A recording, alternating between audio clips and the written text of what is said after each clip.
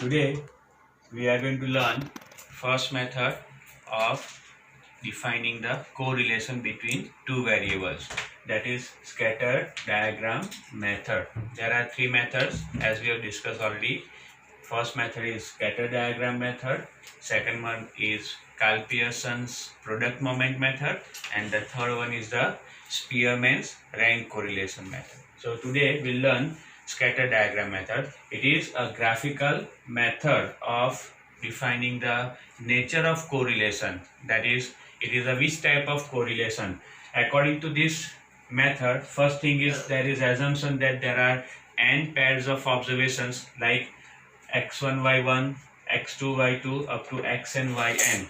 All these observations, pairs of observations in order, we have to plot on our graph paper like this, so that we can get a graph. It is known as scatter diagram. That is called as a scatter diagram. Now the variable x is plotted on this x-axis. These values, variable x values, and variable y is plotted on this y-axis, like x1, x2, x3, x4, according to the proper scale, right? That we have to plot over here, and according to that we have to plot the values of x1, y1, pairs of observations values we have to plot over here. That diagram is called as a scatter diagram, right? Now the different types of correlation we'll discuss one by one according to this method. There are different 5 correlation we have defined according to this method. Like first one, perfect positive correlation. What is this perfect positive correlation? How we can define? So you can see the diagram. On the scatter diagram, if all the pairs of observations which are plotted over here, they are all plotted points are on one straight line, and they are moving from the lower left hand corner to upper right hand corner, means they are moving in this way. These are ordered pairs of observation which are plotted, and they are moving from lower left hand to upper right hand corner. Then the correlation between the two variables is called as perfect positive, when the points plotted are on one same line and moving from lower left hand corner to upper right hand corner. It is known as perfect positive correlation. In this situation, the changes in the values of two variables, as we have discussed, that if there is a positive correlation, the changes are available in the same direction, means if the variable x value will increase, the variable y also increase. If the variable x will decrease, variable y also decreases. But the changes are available in same direction as well as in proportion, means if variable x increases by 10%, variable y also increases by 10%, or if it is decreases by 10%, y also decreases by 10%. So this is what the main purpose of this perfect positive correlation. In this perfect positive correlation, value of r will be exactly 1. That we'll discuss in properties of the correlation coefficient also, but r is equals to exactly 1. That is for perfect positive correlation. Second correlation is perfect negative correlation. Now in perfect negative correlation, exactly opposite of this, when you plot the points on a graph paper, they are on one straight line, but they are moving from upper left hand corner to lower right hand corner. That is only the difference we have. They are on straight line like this over here also, but they are moving from upper left hand to lower right hand. Over here lower left hand to upper right hand, right? Now that is what the important thing. So all the points plotted on a graph paper are on one straight line, moving from upper left hand corner to lower right hand corner, is called as perfect negative correlation between the two variables x and y.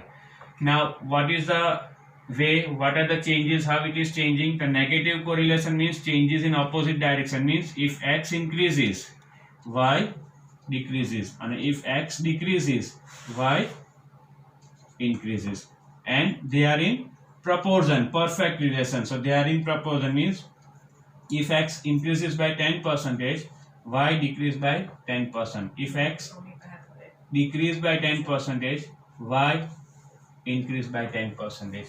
And in this case, value of r will be equals to -1. How much r will be? -1. That is perfect negative correlation. Okay. Now third one is partial positive correlation. Perfect partial, that is only the different way we can define the correlation.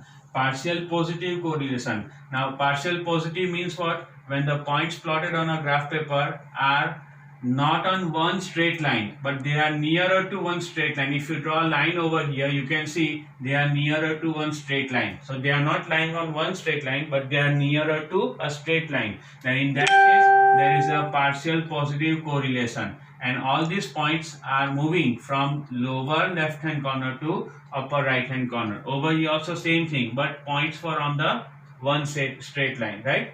And in this case, changes will be same way.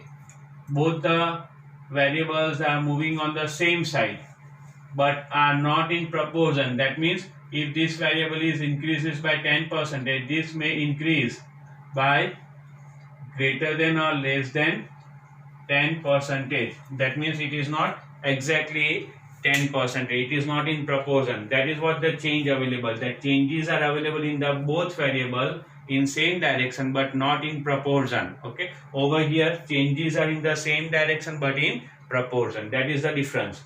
Partial negative correlation. Similarly, points plotted on a scatter diagram are not on one straight line but they are nearer to one straight line, we can say. Then in that case, and they are moving from upper left hand corner to lower right hand corner. Same thing over here also, upper left hand to lower right hand in perfect positive, but they are on one straight line. Over here they are not on one straight line. So that is known as partial negative correlation. And changes are available in what? Opposite direction. X increases, the Y decreases, or X decreases, then Y increases, but not in proportion. Right? In perfect negative, they are in opposite direction, changes in opposite direction, but in proportion. Over here, not in proportion. Changes are available in opposite direction because negative correlation, but not in proportion. Okay. And the last one, over here and over here, what is the value of R? So R over here lies between 0 and 1. That is 0 less than R less than 1. Value of R is greater than 0. But less than 1, not exactly 0, not exactly 1. Over here, the value of R lie within -1 to 0. A value of R is not exactly -1, greater than -1, but less than 0. And last one, lack of correlation.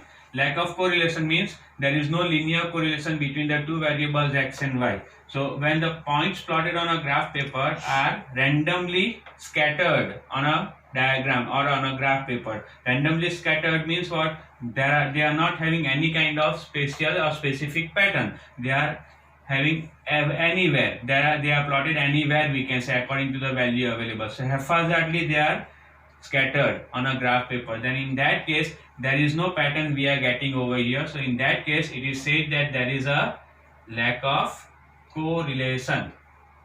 That is lack of linear correlation, we can say. There may be any other relation available, but linear correlation is not there between the two variables x and y. Okay. In that case, the value of R will be equals to 0.